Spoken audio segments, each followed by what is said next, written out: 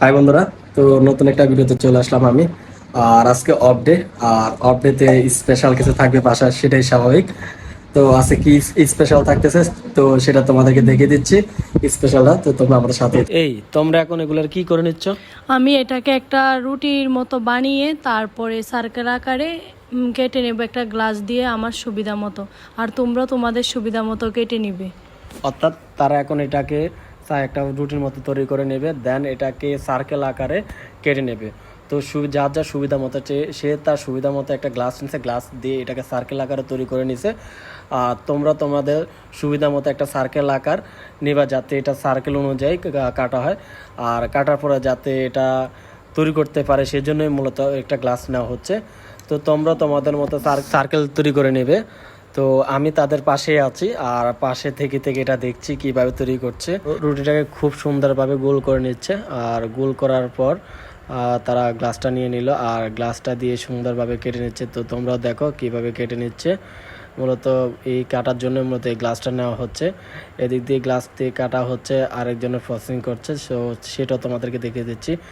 এই সুন্দরভাবে কাটার মূল রস হলো এই ফুলটা তৈরি করা, আর এই ফুলটা তৈরি করছে আমাদের এসে।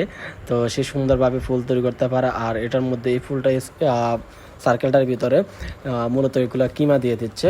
কি এগুলা কিমা নাকি? হ্যাঁ, এটা ক্রিমা। তো এই কিমাটাতে তোমরা কি কি উপাদান দিয়ে তৈরি করছো? এটা দিয়েছি মুরগির মাংস পেস্ট করে নিয়েছি, তারপরে গোলমরিচ, গাজর, সয়া সস দিয়ে তারপরে সবগুলো উপকরণ একসাথে নিয়ে এই কিমাটা তৈরি করেছি। এই কিমাটাতে তারা তাদের প্রয়োজন মতো এবং যেটা হাতের কাছে ছিল সহজলভ্য ওই রকম উপাদান দিয়ে দিয়েছে। আর তোমরা তোমাদের আশেপাশে যেগুলো থাকবে, পাশে যেগুলো আছে ওইগুলো দিয়ে তোমরা এই কিমাটা তৈরি করে নেবে। আর এই কিমাটা দিয়ে ফুলগুলো তৈরি করার দায়িত্বটা পড়েছে ওর উপর, কারণ সে খুব সুন্দরভাবে ফুল তৈরি করতে পারে, যার জন্য তার উপরে তৈরি করা এই দায়িত্বটা পড়েছে। তাই সে কত সুন্দরভাবে ফুলটা তৈরি করছে তোমাদেরকে দেখিয়ে দিচ্ছি। মনে হচ্ছে একবারে একটা গোলাপ। আসলে এই মোমোতে যত সুন্দর ফুল তৈরি করতে পারে ততই ভালো লাগে। দেখো কতগুলো ফুল তৈরি করে ফেলছে ওরা। এটা সৌন্দর্যটা মূলত হাতের উপরে, যত সুন্দরভাবে এটাকে ফুটে তুলতে পারবে। আর তাদের প্রথম স্টেপ শেষ, এখন তারা দ্বিতীয় স্টেপে যাবে। তোমাদের তো প্রথম স্টেপ কাজ শেষ, এখন কি করছে এগুলো? এখন এইগুলোকে ভাপিয়ে নিচ্ছি। তার জন্য পরিমাণ মতো পাতিলে জল দিয়ে জলটাকে ভালো মতো ফুটিয়ে নিয়েছি। যখন জলটা ভালো মতো ফোটানো হয়ে গেছে তখন উপর একটা জার দিয়ে নিলাম। এখন সব মোমোগুলো দিয়ে ভাপিয়ে নেব।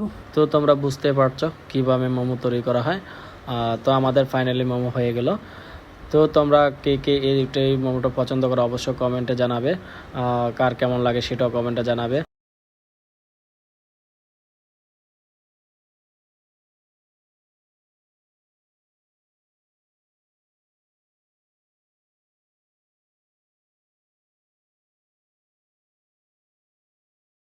হাই বন্ধুরা, তো ফাইনালি আমাদের আজকের রেসিপিটা তৈরি হয়ে গেল।